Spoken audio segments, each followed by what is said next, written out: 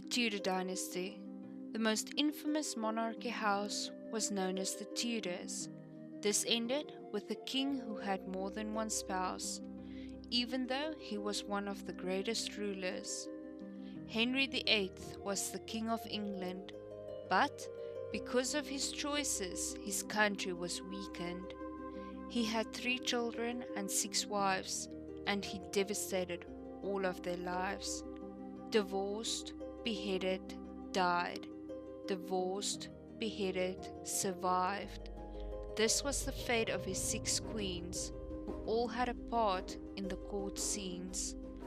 First, there was Catherine of Aragon. Her daughter would become known as Bloody Mary. She was his little fawn, but he felt a prince was necessary.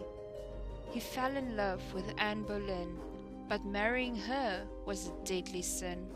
So he broke away from Rome and made her a part of his home. She was the mother of Elizabeth I, and with another daughter, Henry believed himself cursed. He framed Anne for adultery with skill, and with the king's word, the court could her kill. He then married Jane Seymour. She was England's redeemer. Edward VI was their son. He was Henry's number 1. Sadly, Jane died giving birth to him, leaving Henry very grim. He had loved her the most. With their son, he could boast. He married Anne of Cleves based on a portrait. When he met her, he aborted. They came to a fair agreement. They divorced and she got a payment. He fell for a young girl in her teens who didn't heed the fate of his previous queens. After she became part of his den, she kept company with other men. Her name was Catherine Howard.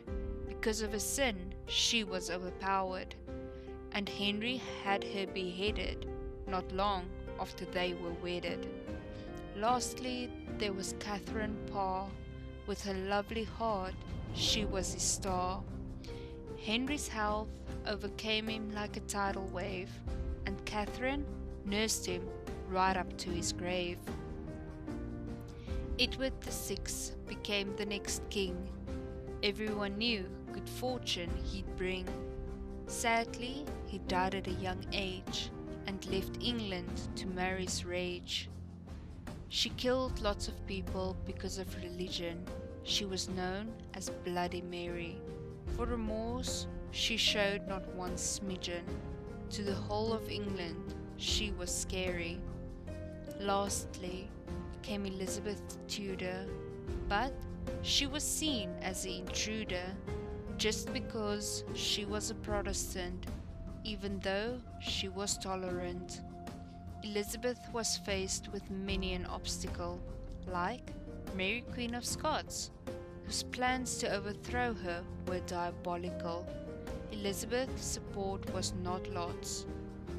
She got rid of the invading queen, and with the victory over the Spanish, England was finally a peaceful scene, and the court's life was lavish. Her death was the loss of the final Tudor, but that was not her biggest blooper. She did not have children, and honestly, that ended the Tudor dynasty.